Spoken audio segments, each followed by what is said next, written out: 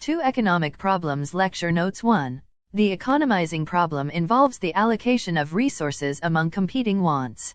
There is an economizing problem because there are d. unlimited wants, e. limited resources. 2. Resources and factor payments. D. Land includes space, i.e., location, natural resources, and what is commonly thought of as land. 1. Land is paid rent, e. capital, are the physical assets used in production, i.e., plant and equipment.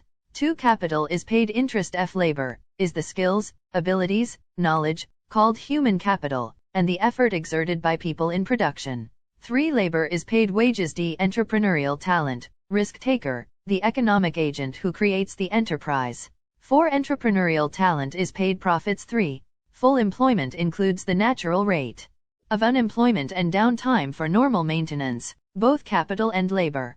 However, full production or 100% capacity utilization cannot be maintained for a prolonged period without labor and capital breaking down.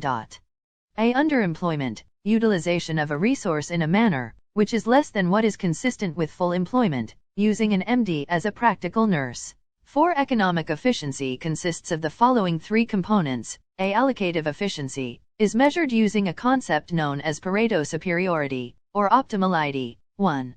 Pareto optimal is that allocation where no person could be made better off without inflicting harm on another. 2. Pareto superior is that allocation where the benefit received by one person is more than the harm inflicted on another.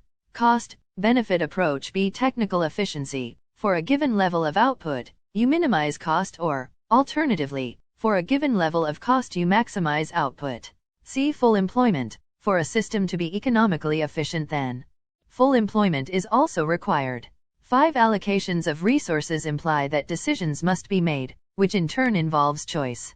Every choice is costly. There is always the lost alternative, the opportunity cost. A. Opportunity cost, the next best alternative that must be foregone as a result of a particular decision.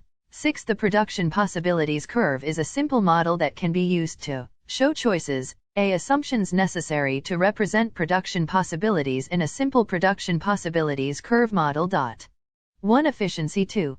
Fixed resources. 3. Fixed technology. 4. 2. Products. 7. Law of increasing opportunity costs is illustrated in the above production possibilities curve. Notice, as we obtain more pizza, shift to the right along the pizza axis, we have to give up large amounts of beer, downward shift along beer axis. 8. Inefficiency, unemployment, and underemployment are illustrated by a point inside the production possibilities curve, as shown above. Identified by this symbol, A. Inefficiency is a violation of the assumptions behind the model, but do not change the potential output of the system.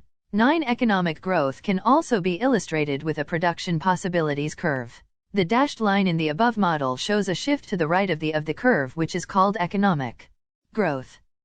The only way this can happen is for there to be more resources or better technology. B. Growth will change the potential output of the economy, hence the shift of the entire curve. 10. Economic systems rarely exist in a pure form. The following classification of systems is based on the dominant characteristics of those systems. A. Pure capitalism, private ownership of productive capacity, very limited government, and motivated by self-interest. 1. Laissez-faire, government hands-off, markets relied upon to perform allocations. 2. Costs of freedom, poverty, inequity, and several social ills are associated with the lack of protection afforded by government. B. Command, government makes the decisions, with force of law, and sometimes martial force. 1. Often associated with dictatorships. C. Traditional, based on social mores or ethics or other non-market, non-legislative bases. 1. Christmas gift giving is tradition. D. Socialism, maximizes individual welfare based on perceived needs, not contributions, generally concerned more with perceived equity than efficiency. E. Communism, everyone shares equally in the output of society, according to their needs, generally no private holdings of productive resources. 1. The former Soviet Union espoused communism, but also was mostly command. 2.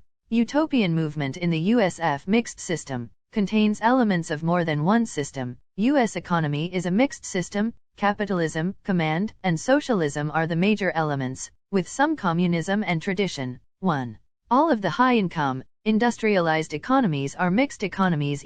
Even with mixed systems there are substantial variations in the amounts of socialism, capitalism, tradition, and command exist in each example.